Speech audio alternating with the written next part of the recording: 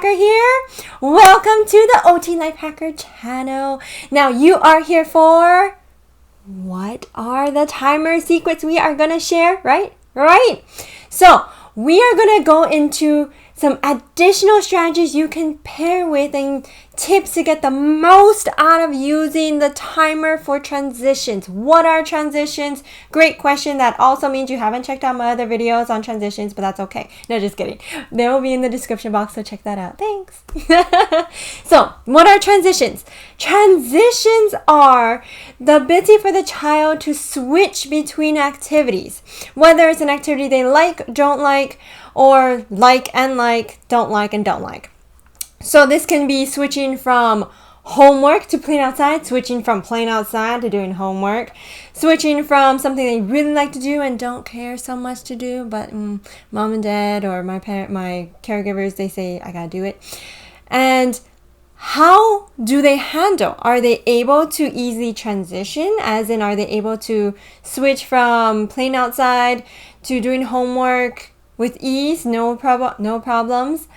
Or does it happen to be there's like a lot of like lashback, or the child gets upset, they're not so interested to do it, and maybe they even throw a tantrum? There can be so many different ways the child responds to needing to change between activities. So what we're going to do today is talk about how a timer can be very useful and how you can get the most out of it by pairing it with other techniques and tips. So I also want to add that transitions do require different skills. So as an occupational therapist, we break down the skill sets that are needed and analyze the occupation as an activity that the child's engaged in it to see what skills are needed for that activity. And so, for example, for being able to transition activities, being able to switch between activities with ease requires a lot of emotional and self-regulation. They need to be able to help calm themselves, cope, something unexpected happens, or something that they're not as interested happens. How do they handle it? Are they able to use strategies, coping strategies, to calm themselves, to regulate and engage in the next activity? As well, do they have the attention and the direction following and the communication? Communication is very important. The child needs to be able to understand what you're asking of them. So if you're telling them, okay, it's time to clean up, we're gonna start preparing for dinner, do they know what you're telling them? Maybe the frustration is because they aren't understanding what you're communicating to them. So you really, really have to figure out, have to break down where is the barrier, where is the area of challenge for your child. And as you know, I'm an occupational therapist, work a lot with kids, and with each child, these tips I'm going to give you are the ballpark of strategies that are commonly most effective for the kids I work with. But there are so many more. So please do share the strategies that you use as well with the community in our comments section. Please do share what you use, because there are so many other strategies.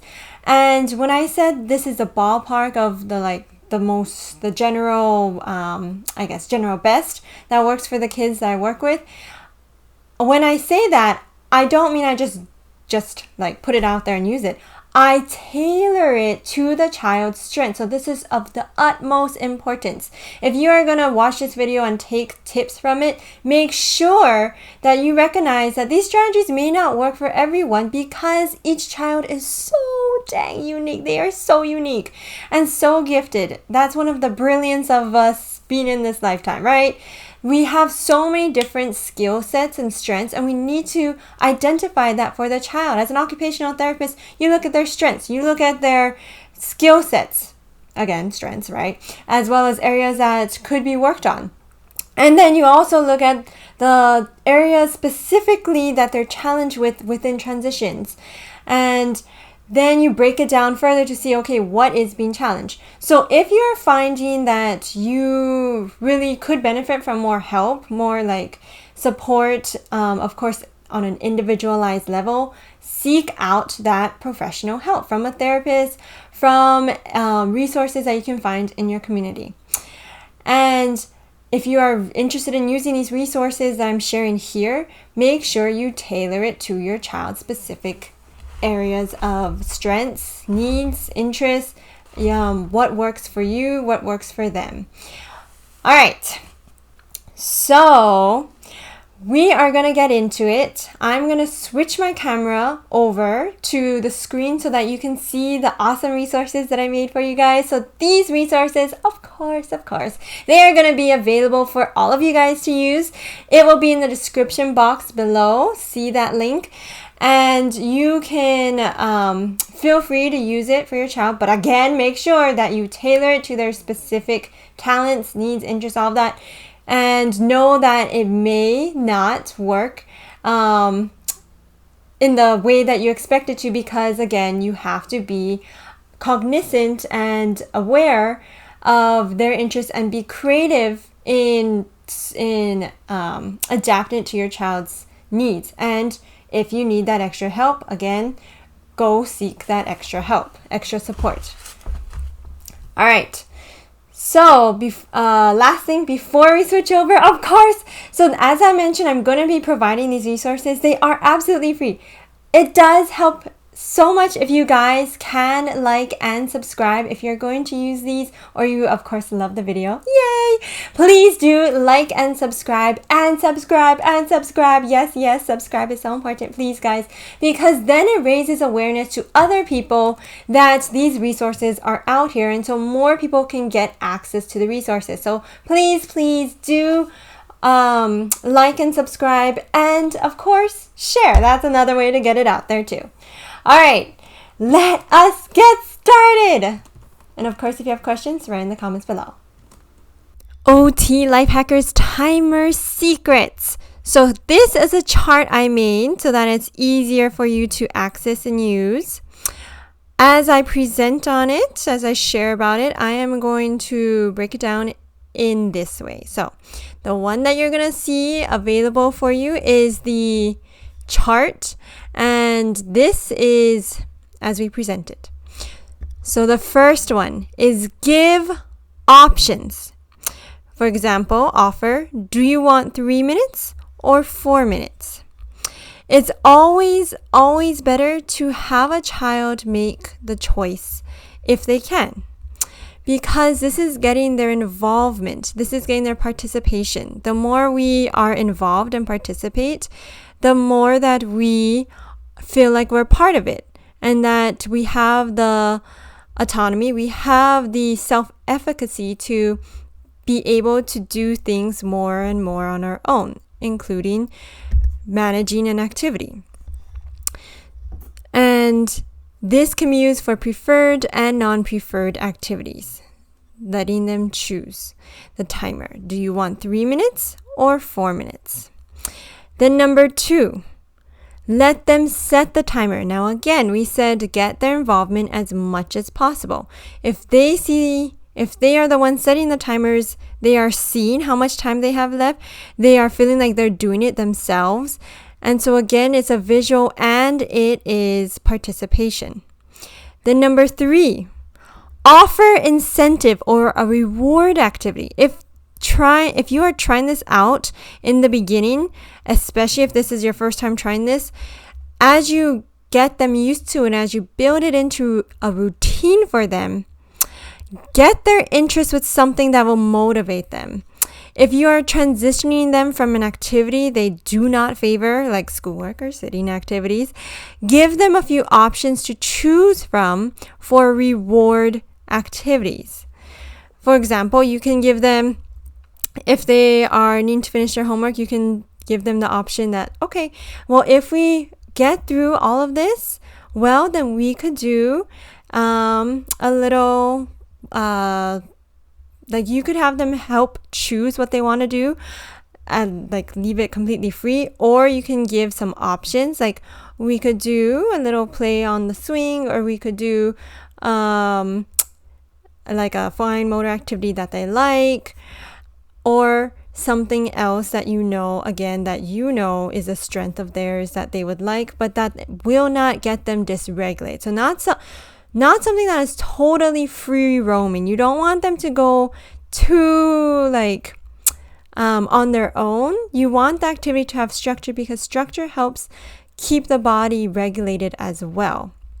So create structure. If you're going to let them do some play outdoors, you can do tag where they're playing with you, or you can make an obstacle course that's structured. So those are some examples.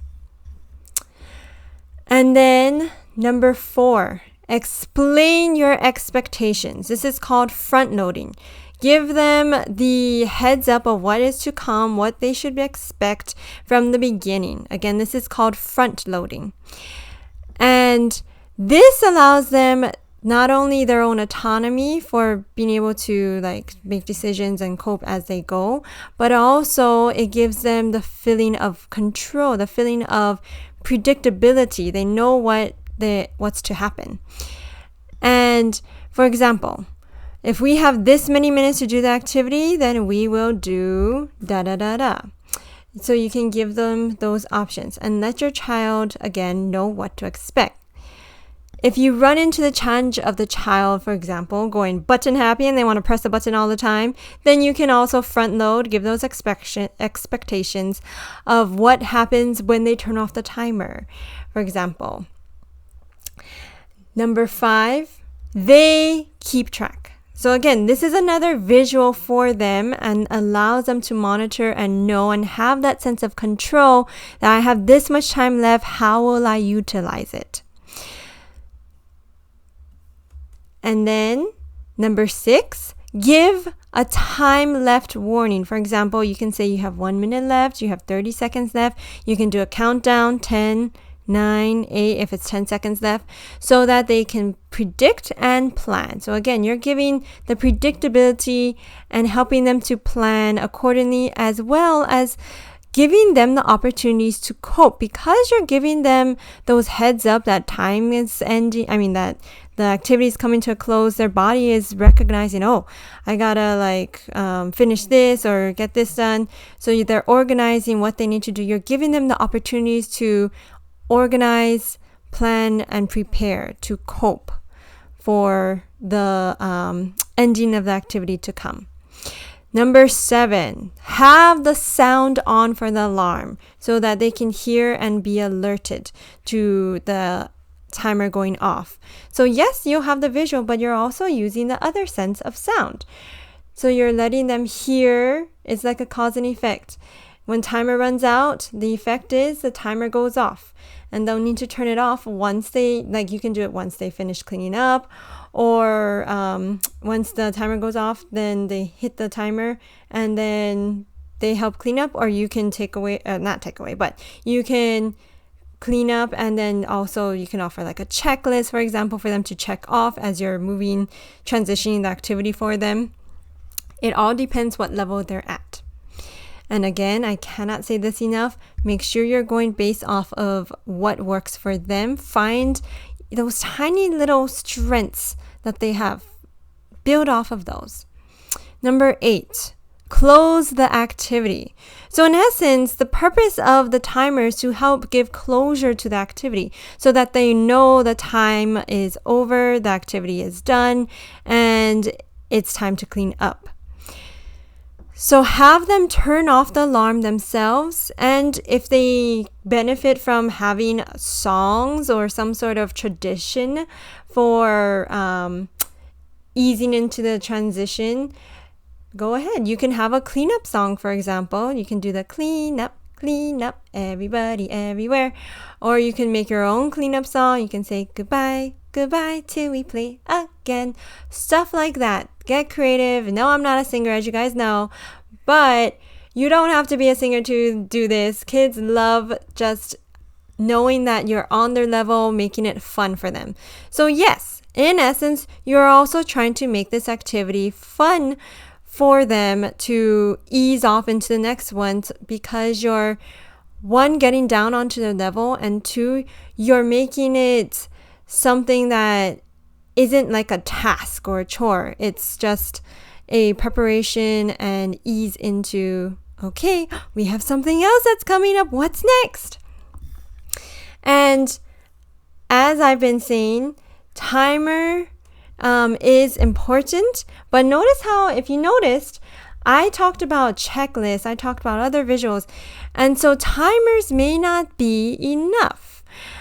Check out my other videos on the transitions for other opportunity strategies for transitions. So pairing timer with the checklist or visual schedules or stuff like that. I have more videos on other transitions strategies, so please do check those out in the description box below, and I will also put it in the resource that I give you guys, which is this one.